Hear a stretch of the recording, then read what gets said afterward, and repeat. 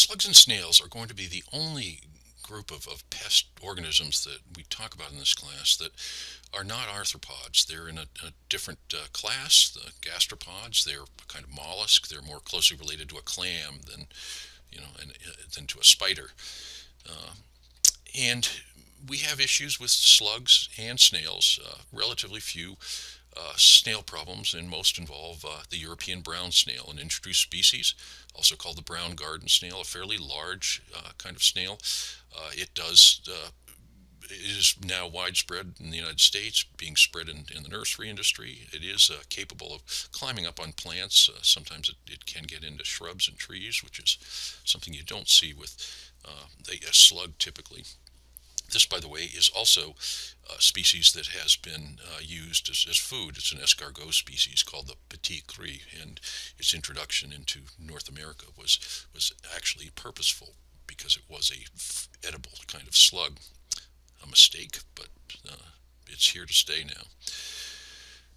There are a couple of slugs that are particularly damaging, and that slugs, as a rule, are far more damaging in North America than our snails. But before I point this out, I want to say that most snails and most slugs do not damage plants. The great majority, they're just feeding on decaying plant matter and are not pests. Some of them are even predators. Some feed on slugs or snails. But we have a handful that are a problem. In particular, the milky or gray garden slug, a European species, is probably the most destructive one that's here in the continent now. But there are a handful of others.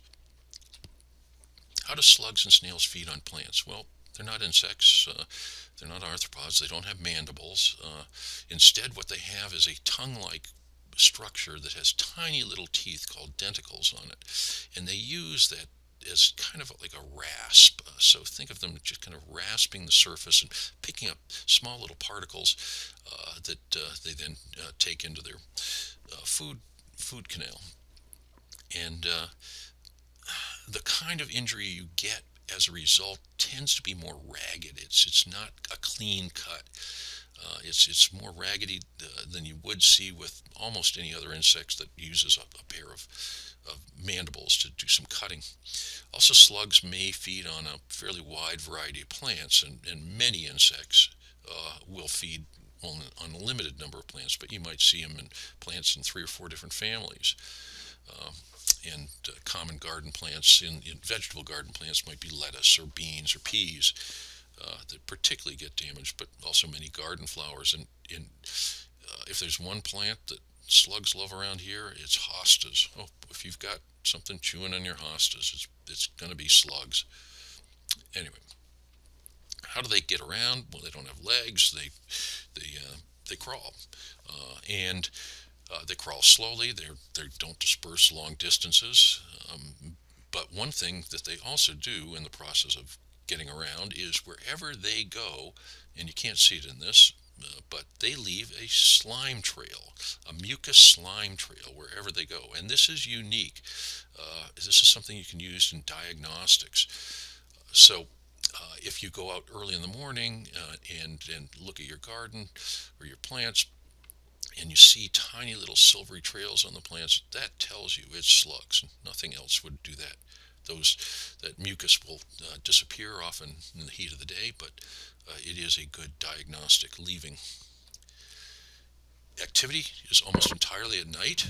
You will sometimes see them out in overcast, very humid periods after rain showers and overcast, but mostly these are nighttime feeders. These are therefore a cryptic kind of a pest, meaning they hide. You don't see them usually when they're doing it. Earwigs will be another cryptic nighttime feeder that we'll talk about next. So one way, if you have one of these, and I'll say this several times, is if you want to know what's doing it, go out at night. There is a lot of action out at nighttime. So if you don't go out, you don't see it, but it also can help you figure out what's happening. Moving back to a little bit background on these animals in terms of their reproduction, they're different than what we see with insects because they're all hermaphrodites. All slugs and snails are hermaphrodites, meaning they're both male and female. Now, they can't self-fertilize. They need to be mated with another slug, but Uh, they have both male and female organs, and eggs will then be laid. If they've been fertilized by another slug, they can't self-fertilize. They will lay eggs in some sort of little crack, crevice, some little moist pocket. And eggs of slugs and snails are fairly unique. They're laid in a group. They're like little jelly balls. Sometimes I see people perhaps confusing these with some of the pelleted fertilizers, Osmocote or something like that. You see little slow release fertilizer. These are in a clump. These are jelly. These would crush, and they're clear. And this is a photo showing some of them on top of a garlic head that I pulled out, and there's a little out of focus slug on the left. But one of the things I want to point out is that how slugs get moved to new sites is often we do it. So here I dig this clove of garlic, and then I give it to my neighbor, or and maybe then I have uh, given slugs to that garden as well. So slugs don't move around a lot. Snails don't move around a lot, but people move snails and slugs in both active stages and eggs. So for instance, here's a canister, a nursery can, and a 2 gallon can, and look at the bottom, and there's two milky garden slugs there. And had I not had slugs in my yard, maybe that's how I'd get it. So moving nursery materials is the primary way slugs have gotten around over long distances, because again, they can't crawl very far. So what do we do about them? A couple of different things we would probably want to apply. No single thing will usually be effective in and of itself if you have an issue with them. So we're going to talk about some cultural controls and some chemical controls. First thing would be to reduce shelter and humidity in the planting. So this is a type of habitat modification. These are animals that like to shelter during the day in moist little pockets in the soil under covering debris. You eliminate this, and then they can't spend the daytime in the vicinity of your plants. So this may mean that mulches, at least organic mulches, which can have a lot of value, would not be a good idea if you had slugs. It, it's a good idea for many purposes, but if slugs are your main problem, having a lot of sheltering debris around the plants in the form of a mulch would not be a good way to get around handling that problem. Also, irrigation. In different ways you can irrigate may affect incidence of slugs. So if you can keep the soil surface dry at night, that will reduce their activity. So how would you do that? If you irrigated early in the morning so it could dry out during the day, that would keep the surface drier and reduce foraging. You can also irrigate in ways that reduce humidity in the planting, and the most obvious, I think, would be if you used a drip irrigation instead of overhead. That reduces humidity, would reduce the environment for the favorability of the environment for them to move around at night. Tillage can also work. This is one of the very few kinds of garden pests where tillage could work. These are not mobile animals, and a rototiller in particular, but would break up, destroy eggs, young slugs. You go through and it eliminates the cracks that develop in the soil that would allow them to shelter. So that there is some value with tillage, unlike many of the other insects that are more mobile, like a flea beetle. And then if we want to use a pesticide, the kinds of things we use for slugs and snails are specific to slugs and snails. The kinds of pesticides we use for insects generally have no effect, or extremely little effect, marginal effect at all, if any, on a slug or a snail. We use what are called molluscicides, and there's basically two products. One is metaldehyde, one is iron phosphate. Now, formerly, I could find both of these on a garden center shelf. So there's a couple metaldehyde products on the left, a couple iron phosphate products on the right. There has been a shift over the last decade or so to pretty much push metaldehyde out of the market. So very few products are still on the market that contain metaldehyde, and iron phosphate is what is now left. Kind of miss metaldehyde just because of that product there in the middle, Corey's Slug and Snail Death. I always liked that product the best, but not because it worked better. I just liked the label, Slug and Snail Death. How refreshing. Anyway, iron phosphate is what we are using almost entirely now. And iron phosphate is also a type of fertilizer that has been found can control slugs and snails if it's formulated on a bait that they will feed on. So it's a low percentage of iron phosphate, typically 1% is here, on some kind of bait that they will feed on. And if they ingest it, it stops them from feeding. It disrupts their digestive tract. And the poison slugs will then usually leave. They won't be active, but they won't be dead for many days, maybe a week or more.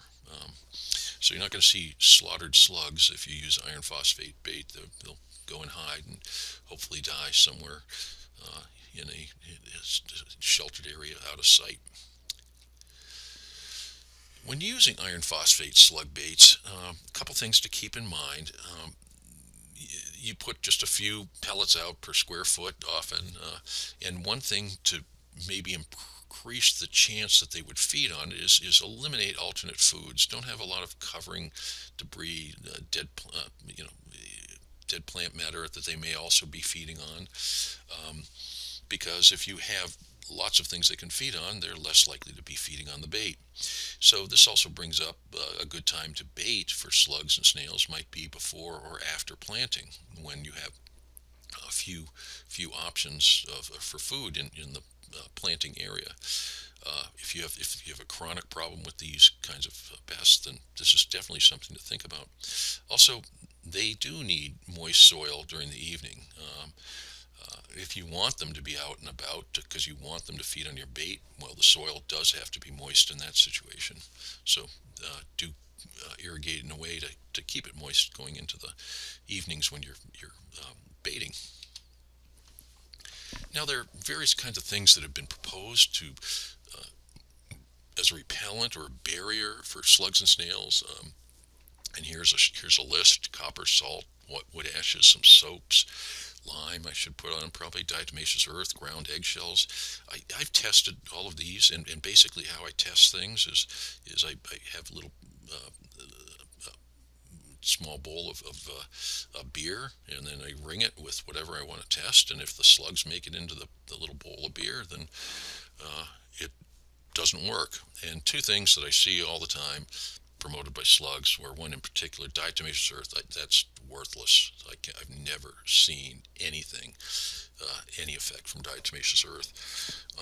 Ground eggshells equally. So the other four do have value, and probably the most solid is copper. Slugs, snails do not like copper. It is actually can be toxic to them, but it is highly repellent. So this is something that could be used if you had copper foil barriers. This is how you could keep slugs and snails out of a planting if they had to migrate into it. So see this sometimes in areas where you have tree climbing snails. So the base of the tree will be ringed with a little bit of copper. But anyway, copper is a highly repellent material, and there are also some copper fungicides that have some effects on slugs as well. But copper is an effective barrier. There are also things like salt. I mean, you may have heard, salt and slugs, and yeah, don't mix. Or anyway, it's a pretty dramatic reaction. It will kill them. Pretty dramatically. Some other things that are good barriers are wood ashes and some soaps. But what I want to point out with these little asterisks here is salt is salt. Wood ashes are salt. Some soaps are salts of fatty acids. These are all products that if you applied them directly on the soil, you are increasing salt levels, and in many cases salts may be already too high in soils and deleterious to the plant. So a lot of these don't really work in many situations.